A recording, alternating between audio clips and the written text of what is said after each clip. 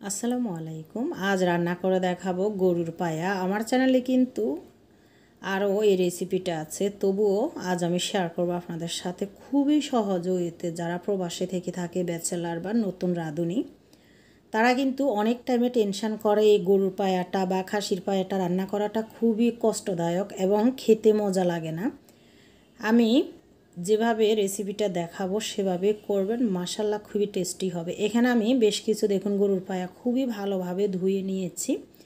ধুয়ে পরিষ্কার করে সব সময় বড় মেলানো পাত্রের ভিতরে রান্না করার চেষ্টা করবেন। দেখুন আমার হাঁড়ির মুখটা কিন্তু অনেক বড়। এখানে আমি প্রায় 7 থেকে 8টা পেঁয়াজ কেটে দিয়ে দিলাম আর অল্প পরিমাণে লবণ দিয়েছি। ধরুন এখানে আমি 2-4 চামচ লবণ দিয়েছি। এই যে আদা দিয়ে দিব এখানে 2 টেবিল চামচের মতো।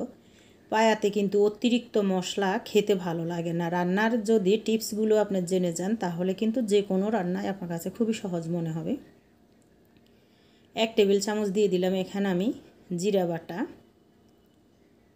এখনও কিন্তু চুলাটা আমি ধরিয়ে দিই নাই। এই যে 2 টেবিল চামচ দিয়ে দিলাম এখানে রসুন বাটা। শেষের দিকে কিন্তু আমি এখানে আস্ত রসুনও দিব।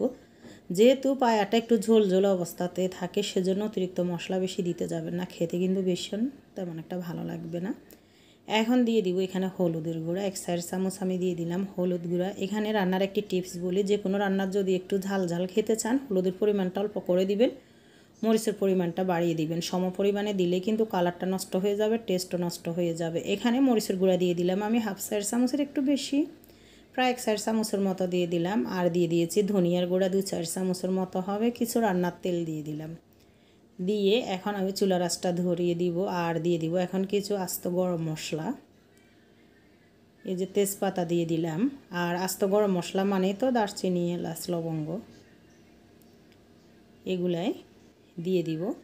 দিয়ে চুলার আঁচটা হাই ফ্লেমে দিয়ে বেশ সময় ধরে এটা আমি জাল দিব। এখানে একটি টিপস শেয়ার করি, যে কোনো রান্নার সময় মাংস বলেন, মাছ বলেন, সবজি বলেন, ঢাকনাটা খোলা অবস্থাতে কিন্তু কষানোর পরে যখন ঝোল দিবেন, এরপরে কিন্তু হাই ফ্লেমে ভালোভাবে কিছুক্ষণ জাল করে নেবেন। তখন কিন্তু মাংস যার যার কিন্তু নিজস্ব একটি গন্ধ থাকে। এটা আমাদের একেবারে আঞ্চলিক ভাষায় মা দাদিরা বলতো।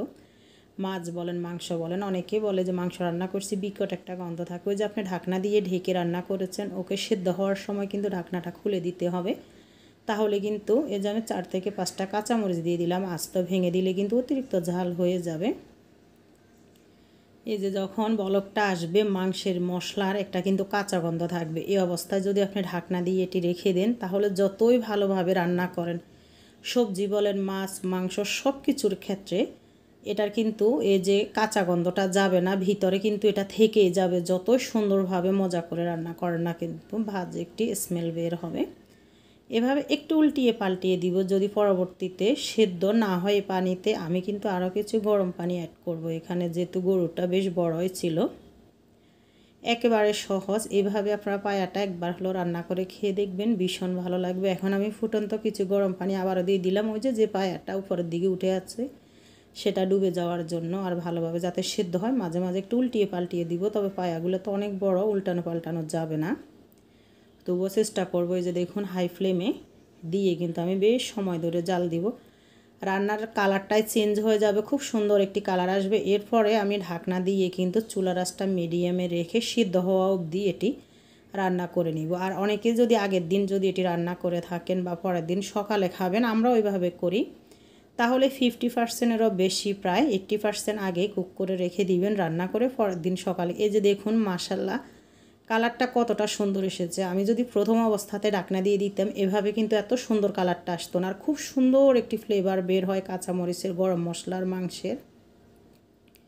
এখন চুলা আঁচটা দেখুন। আর অনেকে শুধু কাঁচামরিচ দিয়ে রান্না করে, পায়ার ভিতরে কিন্তু কিছুটা হলেও গুঁড়ামরিচ দেওয়ার চেষ্টা করবেন, তাহলে কিন্তু কালারটা খুব সুন্দর আসবে। শেষের দিকে আমি দেখাবো, দেখুন উপরে তেলটা উঠে এসেছে আর কত সুন্দর কালার। অনেকেই কিন্তু পায়া দিয়ে রুটি, পরোটা, লুচি বা গরম ভাত দিয়েও খেতে ভালো লাগে। আমার কাছে তো সব কিছুর চাইতে গরম ভাত দিয়েও খেতে ভীষণ ভালো লাগে, একটু লেবুর রস দিয়ে। তো এখানে আরেকটি টিপস দিই, আমরা কোরবানের সময় অনেক টাইমে মাংস বলেন বা ফায়া, হাড়গুলো রান্না করলে কিন্তু নষ্ট হয়ে যায় পরের দিন। এভাবে চুলার থেকে নামিয়ে ফ্যানের নিচে এনে রেখে দিবেন, এভাবে একটি সরফেস দিয়ে ঢেকে একেবারে ঠান্ডা হওয়া অবধি ফ্যানটা চালিয়ে রাখবেন। যদি সম্ভব হয় সারা রাত চালিয়ে রাখবেন, তাহলে কি হবে, এই যে কোরবানের মাংস অনেকে বলে নষ্ট হয়ে যায়, পায়া নষ্ট হয়ে যায়, আর নাড়াছাড়া করবেন না। এই যে হাড্ডির যে গরমটা, পাতিলের যে গরম, ঢাকনা দিয়ে যদি চুলার উপরে রেখে দিন, এটা কিন্তু সকাল হতে হতে কিন্তু ফেনা ধরে যাবে, গন্ধ হয়ে যাবে।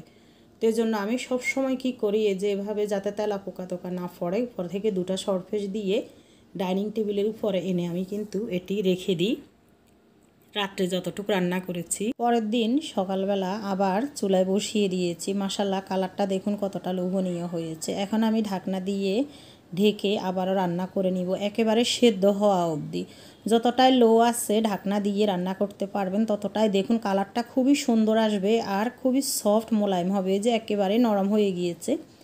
আর এর ভিতরে আমি কয়েকটা আস্ত রসুন দিয়ে দিয়েছি আর কয়েকটি শুকনো মরিচ দিয়ে দিলাম। এগুলো কিন্তু খেতে ভীষণ ভালো লাগে ভাতের সাথে বা রুটি পরোটার সাথে। আর কালারটা দেখুন মাশাল্লাহ কতটা সুন্দর এসেছে। অনেকে পায়া রান্না করে একেবারে খুলে ঝুরা ঝুরা হয়ে যায়, ওভাবে কিন্তু খেতে ভালো লাগে না। একেবারে সফট জুসি হবে, কিন্তু পায়াটা কিন্তু হাড্ডির সাথে এটি লেগে থাকবে। ঝোলটা কিন্তু এই যে দেখুন আরও ঘন হয়ে আসবে।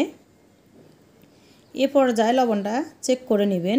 আরও ঝোল যদি শুকাতে চান শুকাতে পারেন। আমার এই পর্যায়ে কিন্তু রান্নাটা কমপ্লিট। আমি ঢাকনা দিয়ে এক পাশে রেখে দিব। আর এখন আমি বাগারে চলে যাব।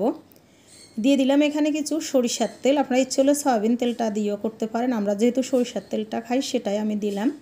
আর সরিষার তেলটা ভালোভাবে গরম হওয়ার পরে এখন দিয়ে দিব এখানে আমি বেশ কিছু রসুন কুচি। আর রসুনটা দিয়ে চুলার আঁচটা লোতে রেখে হালকা তাপের ভিতর এটি কিন্তু ভাজতে যাবেন। বেশি হাই ফ্লেমে ভাজতে গেলে কিন্তু এটি পুড়ে যাবে। আর কিছু পেঁয়াজও দিয়ে দিব। পেঁয়াজটা দেওয়ার অবশ্যই চেষ্টা করুন। পেঁয়াজ দিলে কিন্তু বেরেস্তার মতো একটি খুব সুন্দর স্মেল আসবে। শুকনো মরিচ দিয়ে দিব 2-1টা, বেশি না। এই যে রসুনটাও দিয়ে দিলাম। দিয়ে এখন আমি এগুলা লো আছে কিন্তু ভালোভাবে একটু ভেজে নেব। আর অনেকেই আরও যদি ঝোল ঘন করতে চান এখানে একটি টিপস আছে।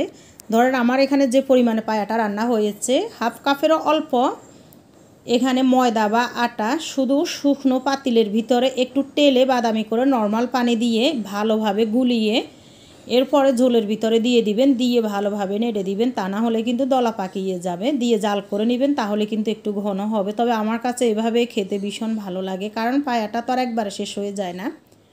ঝোলটা জাল দিতে দিতে এমনিতে ঘন হয়ে আসে। যে আমি বাগারটা দিয়ে দিলাম সেটা দেখালাম না উপর থেকে। মাশাল্লাহ কতটা লোভনীয় হয়েছে। আপনারা এভাবে একবার হলো রান্না করে খেয়ে দেখবেন, অনেক ভালো লাগবে। একেবারে সহজ। অনেকেই মনে করেন পায়া রান্নাটা খুবই কষ্টকর এবং অনেক কঠিন একটি কাজ, আসলে তা না।